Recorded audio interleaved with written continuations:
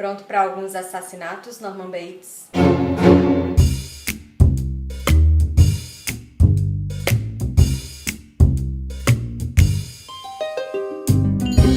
Gente, voltamos à série sobre teoria literária e dessa vez eu quero fazer o que eu vou chamar de a trilogia do autor. Se continuar assim, daqui a pouco vai ter a sitcom do clichê, o drama da HBO, da diegese. Vão ser 3 vídeos focados na figura do autor, cada um com uma abordagem diferente. E nesse primeiro vamos começar do básico.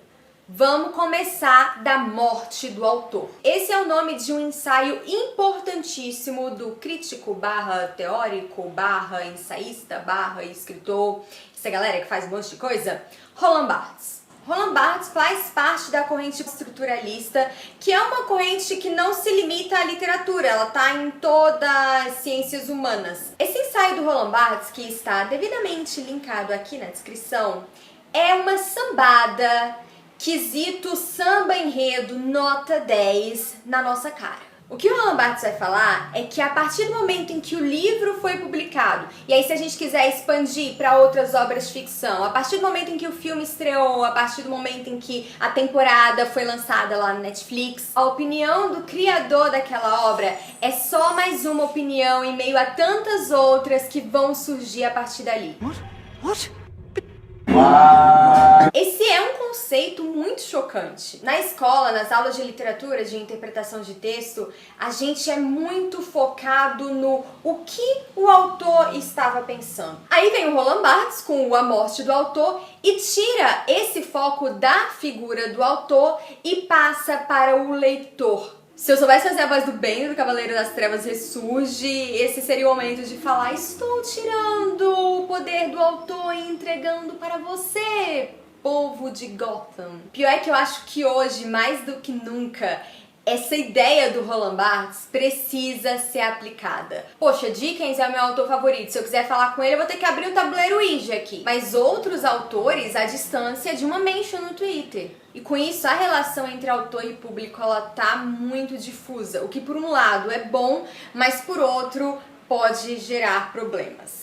Vamos fazer alguns estudos de caso. Acho que foi no começo desse ano, George Martin estava numa convenção, em vez de estar escrevendo Os Ventos do Inverno. Brincadeira, gente, ele pode fazer o que ele quiser, mas seria ótimo se ele estivesse escrevendo Os Ventos do Inverno. Recomendo. E por algum motivo, ele veio com o seguinte comentário: eu não entendo como algumas mulheres gostam tanto do cão de caça, sendo Clegane, e do Theon Greyjoy. Pra galera do Bingo Greyjoy, já pode marcar o seu pontinho. Ele foi citado em um vídeo de teoria literária, como sempre. Ok, eu não tenho lá grandes apegos ao cão, mas eu sei que ele é um grande favorito. Provavelmente ele deve ser o coadjuvante mais analisado das Crônicas de Gelo e Fogo, que é muita coisa.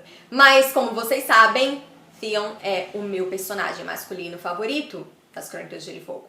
E eu sou mulher. Então, segundo o autor, eu sou errada da cabeça. O que é que eu poderia responder a esse comentário de George Martin? O senhor não entende tão bem de mulheres quanto pensa? Gênero não é fator definidor de personagem favorito? A leitora sou eu e se eu quiser gostar de um pirata misógino que precisou passar por um processo de despersonalização para se redimir, eu vou gostar. Claro que esse exemplo é leve, é quase uma brincadeira, eu entendo o raciocínio de George Martin, mas vai ficar para sempre aquela sensação toda vez que eu for ler um capítulo do Theon que, segundo o autor, eu não deveria gostar desse personagem. Há casos mais graves. E o momento não poderia ser mais oportuno para falar sobre ela, J.K. Rowling. A J.K. queria tanto quanto os fãs que Harry Potter acabasse.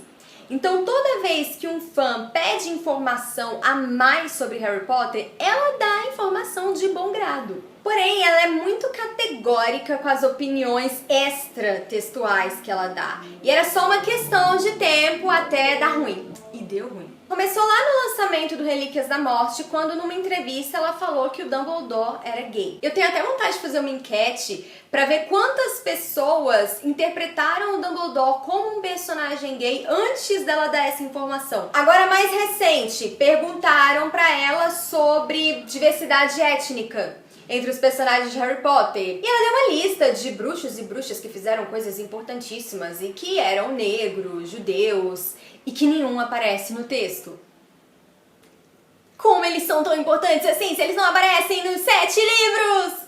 Aí vocês devem estar pensando, poxa, mas o livro é dela. Se ela quiser criar toda uma mitologia paralela só em entrevista, ela pode. Sim, ela pode, mas não é aconselhável. Se a gente for usar o conceito do Roland Barthes, é como se a J.K. se recusasse a morrer enquanto autora para deixar outras interpretações surgirem. Ela tá sempre editando uma informação nova, uma informação que não foi expressa nos livros. E aí o que acontece? Ninguém é obrigado a ser super fã, que nem a gente fica atrás de tudo quanto é entrevista. A pessoa pode só ler os livros e ficar por isso mesmo. E a interpretação dela não é menos válida que a sua que leu o Pottermore do começo ao fim. A base para qualquer análise literária parte do texto pra fora. E lembrando, subtexto ainda é texto. Quando foi que a coisa complicou de vez pro lado da J.K.? Agora, tipo agorinha, no começo da semana, alguém perguntou pra ela no Twitter se o Sirius era gay. E ela respondeu: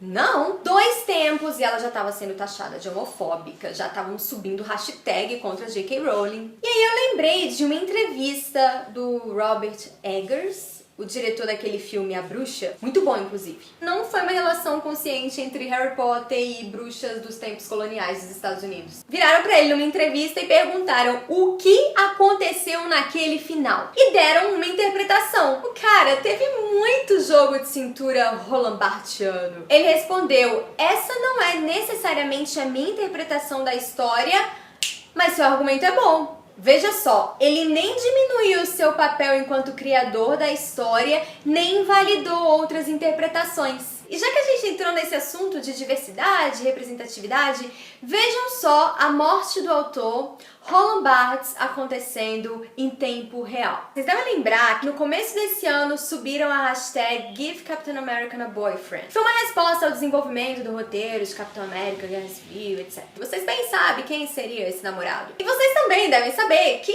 eu não shippo. Não está na minha natureza shippar. Mas nada contra, inclusive tenho amigos que shippam. E quando perguntam pros diretores dos filmes do Capitão América, pros atores envolvidos, eles têm aquela malemolência Roland Barthiana pra responder. Tipo, sim, pode ser visto como uma grande história de amor, ou não é o que eu coloquei na minha interpretação, mas eu entendo porque vocês enxergaram isso.